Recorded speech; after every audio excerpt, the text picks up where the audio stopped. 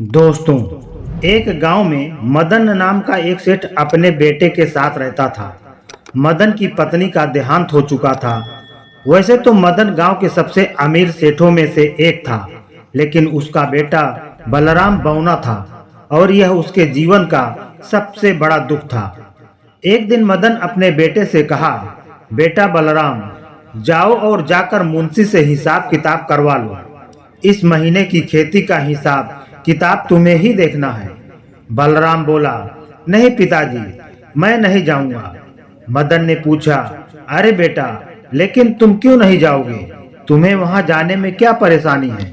बलराम बोला, पिताजी, मैं जब भी आपके कामकाज करने जाता हूँ तो सब मुझे अजीब तरह से घूरते हैं। आपस में एक दूसरे को इशारे करते हैं, फुसफुसाते हैं और मुझ पर हंसते भी हैं। आपके सारे मुनीम और मुंशी मेरा मजाक उड़ाते हैं। क्योंकि मैं बौना हूँ, इसलिए मैं नहीं जाऊंगा। मदन ने अपने बेटे को समझाने का प्रयास किया, बेटा, ऐसे कब तक चलेगा? एक ना एक दिन तो तुम्हें यह सब संभालना है। अगर तुम अभी से चीजों को नहीं सीखोगे तो मेरे बाद कैसे सब संभाल पाओगे? बलराम ने कहा, वो सब मुझे नहीं पता पिताजी, लेकिन मैं दुनिया के सामने नहीं जाऊंगा। मैं घर पर ही ठीक हूँ। बाहर लोग मेरा मजाक उड़ाते हैं। पिताजी, मुझसे यह सब बर्दाश्त नहीं होता है। इतना कहकर बलराम वहां से नाराज होकर चला जाता है। मदन बहुत अच्छे से समझता था कि उसका बेटा इतना परेशान क्यों है। मदन खुद से कहता है, मैं अपने बेटे को कितना भी समझा लूं, लेकिन मैं जानता हूं कि गांव वाले उसे कितना तंग करते हैं। बात बात पर अगर किसी का मजाक उड़ाया जाएगा और वह भी उसके शरीर को लेकर, तो इंसान बाहर जाने से तो घबराएगा ही, लेकिन मैं अपने बेटे को ऐसे छोड़ भी नहीं तो सकता। आज मैं तो हूँ, परंतु कल मैं नहीं रहूंगा। ऐसे में मुझे अपने बेटे के लिए कुछ तो करना ही पड़ेगा। मदन भी बहुत चिंतित रहता था अपने बेटे को लेकर। अब मदन यही सब सोच रहा था कि तभी वहां पर उसका परम मित्र मनोहर आ जाता है और मदन से कहता है, अरे किस विचारों में डूबे हो मदन भाई? मदन ने कहा, अरे मनोहर, आओ आओ, कुछ खास नहीं, बस ऐसे ही बलराम के बारे में सोच रहा था। मनोहर ने कहा, चलो तब तो एकदम ठीक मौके पर आया हूँ। मदन बोला, क्या मतलब है? मैं कुछ समझा नहीं। मनोहर ने कहा, बलराम बेटे के लिए एक रिश्ता लेकर आया हूँ। मदन बोला, क्या? लेकिन ऐसा कैसे हो सकता है मनोहर? हमेशा तो हम लोग सामने से रिश्ता लेकर जाते थे, लेकिन बलराम के छोटे कद के कारण हर कोई रिश्ता ठुकरा देता था। तो फिर यह कौन है जो अपनी बेटी का रिश्ता लाया है? मनोहर बोला, बेटी का नहीं, बहन का। मेरी जान पहचान में एक आदमी है, उसके माता पिता नहीं है, बस एक बहन है, लेकिन उसकी पत्नी दिन रात उसकी बहन के साथ बुरा सलूक करती है। तंग आकर वह उसकी शादी कर देना चाहता है, ताकि कम से कम ससुराल में वह चैन से रह सके। अच्छा, तो यह बात है। लड़की बहुत सुशील है, बहुत समझदार है, अपने बलराम बेटे के लिए बिल्कुल ठीक रहेगी। लेकिन क्या उन लोगों को बलराम के बौने होने के बारे में पता है? हाँ हाँ, सब पता है। उन्हें यह रिश्ता मंजूर है। बेचारा गरीब आदमी है, उसकी बहन का घर बस जाएगा और तुम्हारी बेटे की जिंदगी भी संवर जाएगी। तो फिर ठीक है, मैं आज ही बलराम से बात करके तुम्हें बता दूंगा। इसमें बात क्या करनी है भाई? देखो, रोज रोज ऐसे रिश्ते नहीं आते हैं। अगर तुम हाँ करो तो मैं आज ही बात पक्की कर दूंगा। अच्छा मनोहर, ठीक है, जैसा तुम्हें सही लगे वैसा करो। तुम भी तो बलराम को अपने बेटे जैसे ही मानते हो, और वैसे भी मुझे अब बलराम के लिए एक जीवन साथी तो ढूंढना ही है। मेरी तबीयत भी फिर ठीक नहीं रहती। जीते जी बलराम को एक अच्छी पत्नी मिल जाए, बस मेरी यही इच्छा है।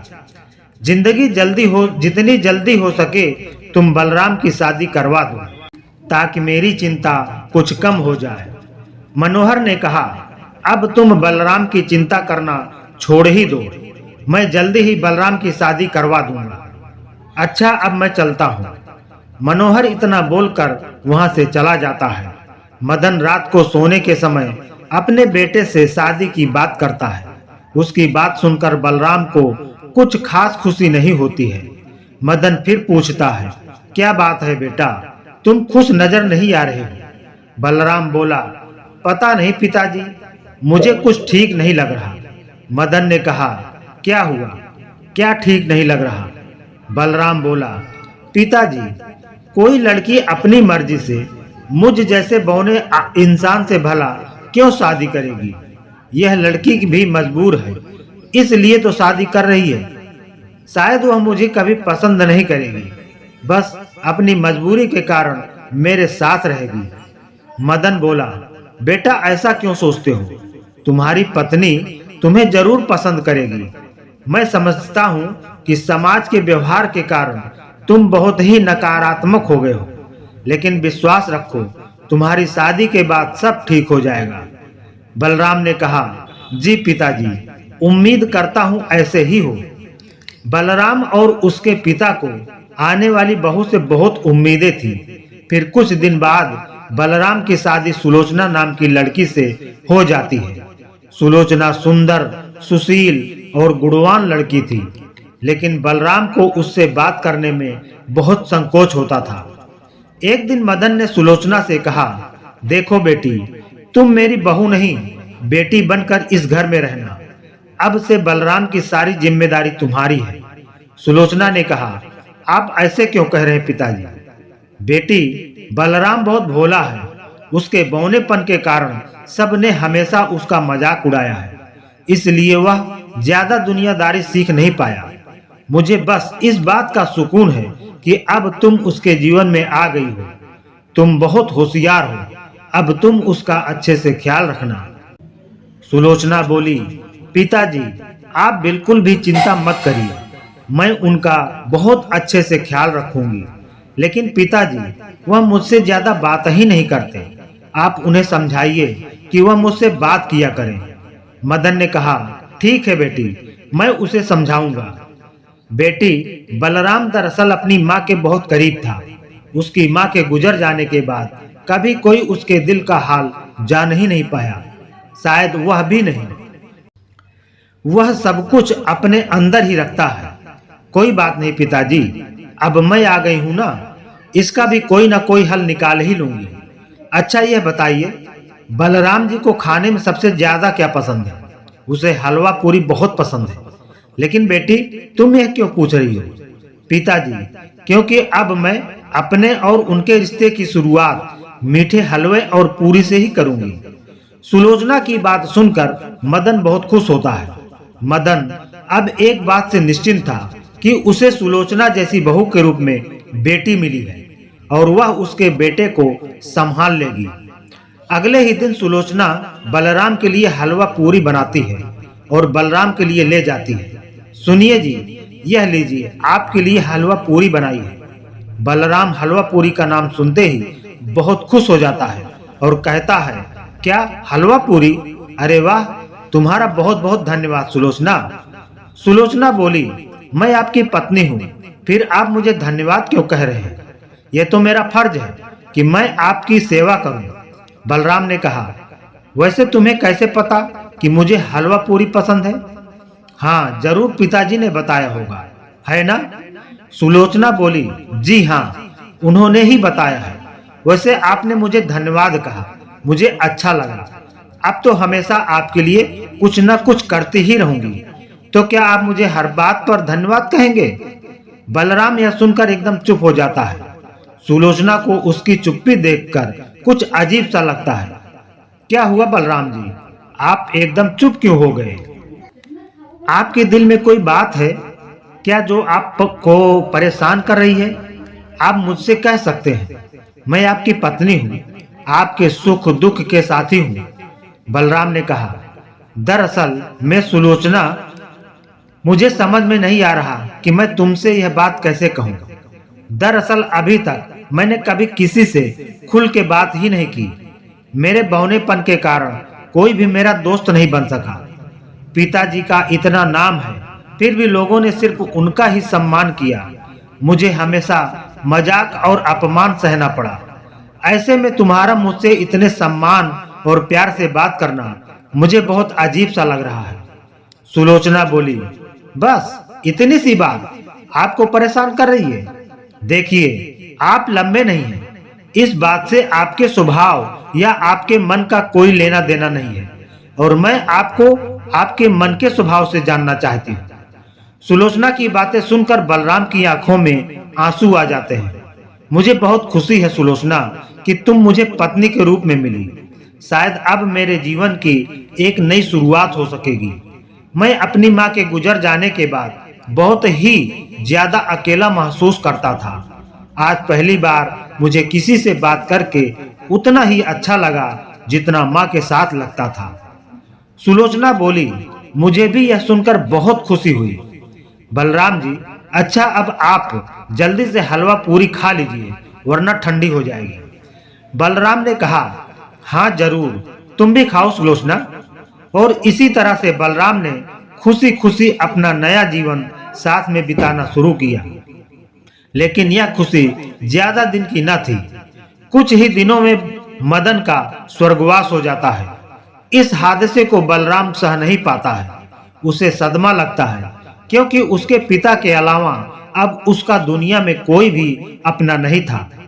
इस दुख की घड़ी में सुलोचना ने उसे बहुत संभाला। एक दिन जब बलराम अकेले आंगन में बैठा हुआ था, तब सुलोचना उसके पास आकर कहती है, बलराम जी, मुझे मालूम है यह सही समय नहीं है इस बात के लिए, लेकिन अब आपको पिताजी की जगह पर सारे काम संभालने पड़ेंगे। सुलोचना की बात सुनकर बलराम चौंक जाता है। वह घबराते हुए कहता है, क्या? मैं नहीं सुलोचना, यह सब मेरे बस का नहीं है। वो लोग मेरा मजाक उड़ाएंगे, मुझे बौना बौना कहेंगे। मेरी बात भी क्यों सुनेंगी? मैं बौना जो हूँ। सुलोचना बोली, लेकिन अब आप ही इस घर के और कारोबार के मालिक हैं, तो आज नहीं तो कल सब कुछ आपको ही संभालना होगा। इसलिए देर करने से कोई फायदा नहीं होगा। लेकिन सुलोचना, मुझ में इतनी हिम्मत नहीं है। बलराम और सुलोचना आपस में बात ही कर रहे थे कि तभी वहां पर मदन के मुंशी जी और एक खास आदमी रमेश आ जाते हैं और सुलोचना से कहते हैं, हाँ हाँ बहू रानी, छोटे मालिक एकदम ठीक कह रहे हैं। इन्होंने कभी भी कामकाज नहीं संभाला, तो फिर आखिर यह कैसे सब कुछ अचानक से करेंगे? इससे अच्छा तो यह रहेगा कि मैं और मुंशी जी काम संभाल लें। फिर जब छोटे मालिक को ठीक लगेगा तब वह आ जाएंगे और काम संभाल लेंगे। तभी बलराम बोलता है, हाँ तुम सही कहते हो, यही ठीक रहेगा। सुलोचना बोली, बिल्कुल नहीं, भला ऐसे कैसे हो सकता है? यह काम आपका है बलराम जी, इसलिए आपको ही देखना पड़ेगा। बलराम बोला, नहीं सुलोचना, मैंने कहा ना, मुझसे यह सब नहीं होगा। इतना बोलकर बलराम गुस्से से वहां से उठकर चला जाता है। सुलोचना भी उसके पीछे जाती है। उनके जाने के बाद मुंशी और रमेश आपस में बातें करते हैं। कब से मदन के मरने का इंतजार था हमें। आखिर जब वह इतने सालों के बाद ऊपर गया तो यह उसकी चालाक बहू हमें अपना काम नहीं करने दे रही। हाँ देखो तो कैसे बीच में टांग लड़ा रही है। अरे यह बौना भला सब काम संभालेगा तो फिर हम लोग क्या करेंगे? मक्खियां मारेंगे क्या? ऐसे तो सारे किए कराए पर पानी फिर जाएगा। अगर इस सुलोचना ने इस बौने में आत्मविश्वास जगा दिया तो हम लोग क्या करेंगे फिर? नहीं, इतनी आसानी से नहीं। मैं इस बौने को मालिक नहीं बनने दूंगा, चाहे कुछ भी हो जाए। मुंशी और रमेश वहां से चले जाते हैं, लेकिन फिर अगले दिन वह दोनों फिर से आते हैं और इस बार दोनों एक नए षड्यंत्र के साथ आए थे। बलराम ने उन्हें देखकर बोला, बोलिए क्या बात है, आप दोनों यहाँ पर क्यों आए हैं? मुंशी ने कहा, छोटे मालिक, वो हम दोनों ने सोचा कि आपकी थोड़ी मदद कर दें। वो क्या है? न जब तक आप काम के लिए तैयार नहीं है तब तक क्यों ना आप सुलोचना बहू को काम संभाल लेने दे। रमेश बोला, हाँ जी, बहू इतनी समझदार है ना, हमें विश्वास है कि वह सब कुछ अच्छे से संभाल लेगी। सुलोचना और बलराम दोनों यह बात सुनकर हैरान हो जाते हैं। सुलोचना समझदार थी, इसलिए वह तुरंत समझ जाती है कि यह सब मुंशी और रमेश की चाल है। वह दोनों चाहते हैं कि सुलोचना और बलराम के बीच मतभेद हो जाए, इसलिए वह तुरंत बोलती है, नहीं, इसकी भला क्या जरूरत है? बलराम जी के होते हुए मैं कोई काम क्यों संभालूं? मुंशी ने कहा, लेकिन बहू रानी, अभी तक छोटे मालिक ने कभी कोई काम नहीं किया है, तो अचानक से कैसे कर पाएंगे? सुलोचना बोली, बलराम जी ने अभी तक कोई काम नहीं किया क्योंकि पिताजी सब संभाल रहे थे। बड़ों के होते हुए बच्चे भला जिम्मेदारी लेते हैं क्या? लेकिन अब सब समझ आ गया है, वह सब देख लेंगे, इसलिए आप लोग निश्चिंत हो जाइए और वापस काम पर जाइए। सुलोचना की बात सुनकर मुंशी और रमेश वहां से चले जाते हैं। उनके जाने के बाद बलराम ने कहा, अच्छा, तो सुलोचना, तुमने ठान लिया है कि मैं पिताजी का काम संभाल लूं? सुलोचना ने कहा, जी बिल्कुल, कर लीजिए। यह रहा साल भर का हिसाब किताब और लेखा जोखा, इससे आपको हिसाब किताब समझने में आसानी होगी। सुलोचना बलराम को काम बताकर दूसरे काम में करने चली जाती है। रसोई में जाकर सुलोचना सोचने लगती है, यह मुंशी और रमेश तो बहुत ही चालू आदमी है। इन्होंने मेरे और बलराम जी के बीच में झगड़ा कराने की कोशिश की है। इसका मतलब है कि इन दोनों से बहुत ही सावधान होकर रहना पड़ेगा। फिर अगले दिन मुंशी फिर से आता है, लेकिन इस बार बलराम में पहले से ज्यादा आत्मविश्वास था, क्योंकि सुलोचना उसके पीछे खड़ी होकर हिम्मत दे रही थी। बलराम ने मुंशी से कहा, जी कहिए मुंशी जी, कैसे आना हुआ? मुंशी बोला, ओ छोटे मालिक, अब जब आपने फैसला कर ही लिया है कि आप सब कुछ देखेंगे, तो फिर काम शुरू करते हैं। बलराम बोला, जी बिल्कुल। मुंशी ने कहा, दरअसल आपके पिताजी एक बड़े ही नेक दिल इंसान थे। उन्होंने गांव के लोगों की बहुत तरीके से मदद की है।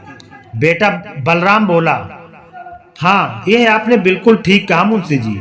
मुंशी बोला, छोटे मालिक, अब आप भी उनकी इस प्रथा को आगे बढ़ाएं। मेरे पास कुछ बेबस और परेशान लोग आए थे। उन्हें डर था कि शायद अब उनका सहारा कोई भी नहीं है, लेकिन मैंने उनसे कहा कि आप उनकी मदद जरूर करेंगे, बिल्कुल अपने पिताजी की तरह। बलराम ने कहा, हाँ हाँ बिल्कुल, क्यों नहीं, मैं जरूर उनकी मदद करूंगा। जी बहुत अच्छे, तो उन्हें कुछ धन की जरूरत है, आप उन्हें दे दीजिए। आपके पिताजी ने भी कभी किसी जरूरतमंद को पैसे देते वक्त उनसे ब्याज की मांग नहीं की, इसलिए लोग बिना किसी संकोच के उनसे मदद लेने आते थे। अच्छा ठीक है, अगर पिताजी ने ब्याज नहीं लिया तो मैं भी नहीं लूंगा। मैं भी बिना ब्याज के ही लोगों को पैसे उधार पर दे दूंगा। बहुत बहुत अच्छे, बहुत अच्छे। मैं कल उन लोगों को लेकर आऊंगा छोटे मालिक। लेकिन बलराम कुछ कह पाता उससे पहले ही सुलोचना आ जाती है और वह यह सब सुन लेती है। वह मुंशी को टोकते हुए कहती है, मुंशी जी, आप यह क्या कह रहे हैं? मैंने तो कभी नहीं सुना कि बिना ब्याज के कहीं पर पैसे उधार मिलते हैं।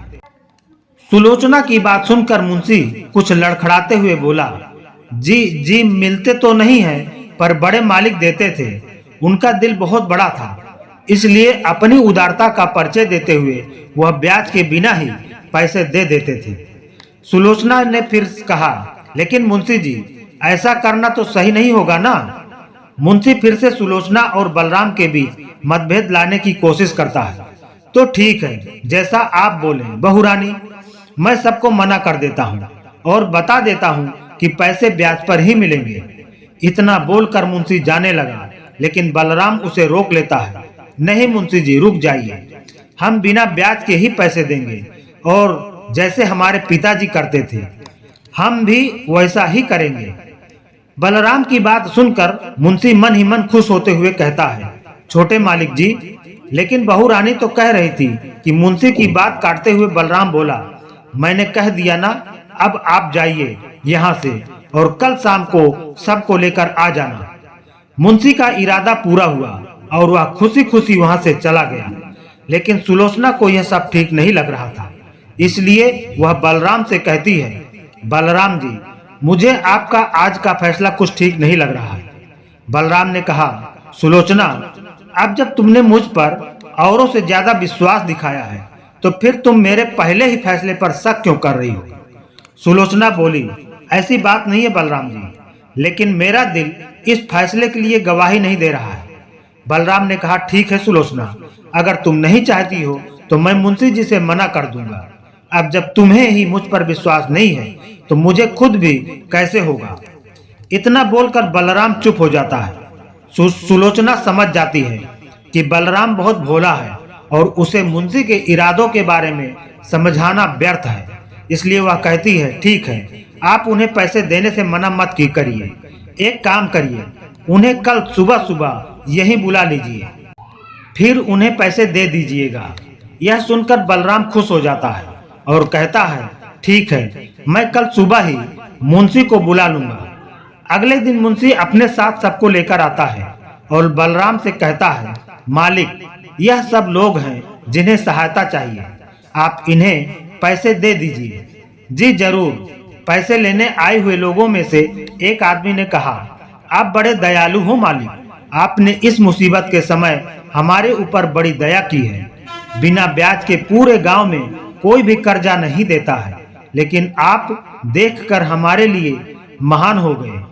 उस आदमी की बात सुनकर सुलोचना कहती है, जी महान तो यह है ही, लेकिन पहले जरा आप यह बताइए कि आप लोगों को कर्जा किस किस लिए चाहिए, जरा हमें भी तो पता चले। वह आदमी बोला, जी दरअसल मेरी पत्नी बहुत बीमार है, उसके इलाज के लिए मुझे बहुत सारे पैसों की जरूरत है और कहीं से कोई व्यवस्था नहीं हो पाई, इसलिए आपसे पैसे उधार लेने आए हैं। सुलोचना ने बाकी सभी से कहा, अच्छा ठीक है, और आप लोग, आपकी क्या क्या मजबूरियां हैं, जरा विस्तार से बताइए। जी मुझे अपनी बेटी की शादी करनी है, उसकी उम्र बहुत ज्यादा हो रही है। मैं सोच रहा हूँ कि मेरी बेटी की शादी जितनी जल्दी हो जाए उतना ही अच्छा होगा। दूसरे आदमी ने कहा, मुझे खेती के लिए बीज और कीटनाशक खरीदने हैं। पिछले 2 साल से मेरा खेत खाली पड़ा है, पैसों की वजह से कुछ नहीं हो पा रहा। अगर आप मुझे पैसे दे देंगी तो आपका बड़ा एहसान होगा, और जैसे ही फसल कटेगी मैं आपके पैसे लौटा दूंगा। सुलोचना ने कहा, आप सबकी बात सुनने से ही मालूम होता है कि आप सबकी जरूरतें काफी बड़ी हैं। ठीक है, हम आप सबको पैसे दे देंगे, वो भी बिना ब्याज के, लेकिन आपको बदले में कुछ न कुछ गिरवी रखना पड़ेगा।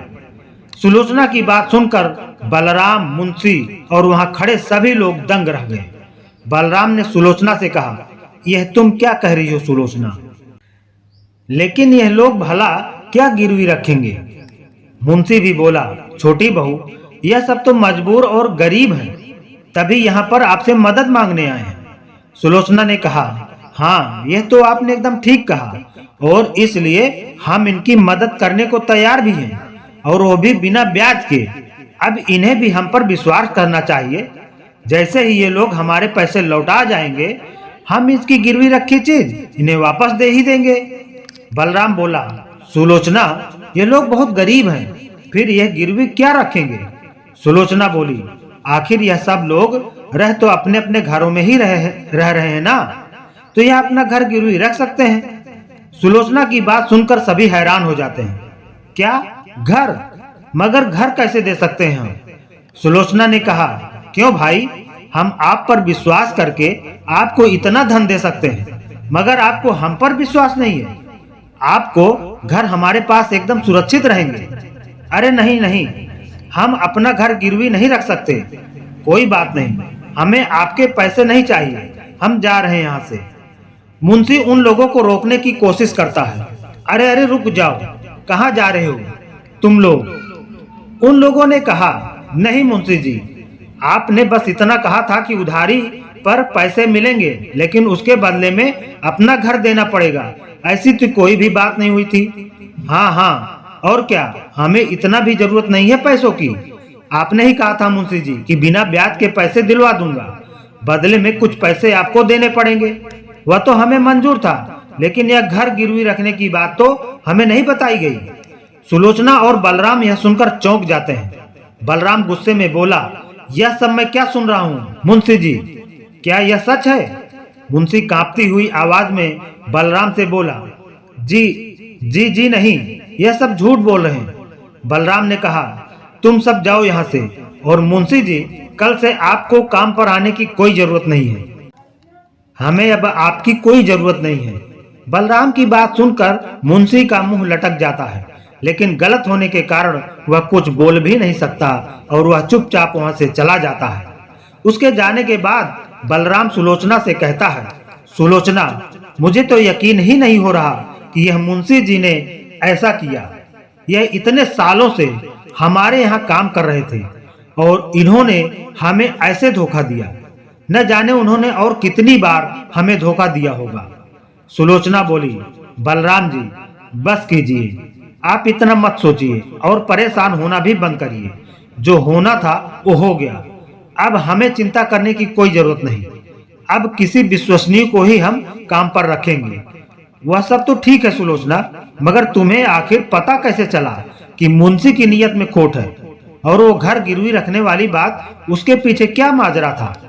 सुलोचना बोली, जी वो तो जब मुंशी जी उन लोगों को पैसे दिलवाने के लिए इतना जिद कर रहे थे, तभी मुझे लगा कि कुछ न कुछ गड़बड़ जरूर है। इसलिए मैंने यह वाली योजना बनाई। मुझे पता था कि जिसे सच में पैसों की जरूरत होगी वह ब्याज कम हो या ज्यादा पैसे ले ही लेगा, और अगर उसे बिना ब्याज के पैसे मिल रहे हैं तो घर गिरवी रखना कोई बड़ी बात नहीं है। इन लोगों को असल में पैसों की जरूरत थी ही नहीं, यह तो बस मुंशी जी के कहने पर आए थे। बलराम ने कहा, वाह सुलोचना, तुम तो सच में बहुत बुद्धिमान हो और होशियार हो। आज तुम्हारी बुद्धिमानी के ही कारण हमारा इतना नुकसान होने से बचा है। तुमने मेरे जीवन में आकर मुझ पर बड़ा उपकार किया। तुम्हारे बिना मैं क्या करता? सुलोचना ने कहा, अरे यह आप कैसी बातें कर रहे हैं? पति में भी भला उपकार कैसा? हमारे बीच तो बस विश्वास और प्रेम रहेगा। बलराम सुलोचना की बात सुनकर बहुत खुश होता है। उसे जीवन भर बौने होने के कारण कोई दोस्त या किसी का सच्चा प्रेम नहीं मिला था, पर अपनी पत्नी सुलोचना में उसे दोनों मिल गए। इसके बाद दोनों ने खुशी खुशी अपना जीवन व्यतीत करने लगे। दोस्तों, आज की कहानी यहीं पर समाप्त होती है। फिर मिलेंगे एक और कहानी के साथ। अगर कहानी पसंद आई हो तो लाइक करके ज्यादा से ज्यादा शेयर करें और चैनल को सब्सक्राइब करना बिल्कुल ना भूलें। धन्यवाद।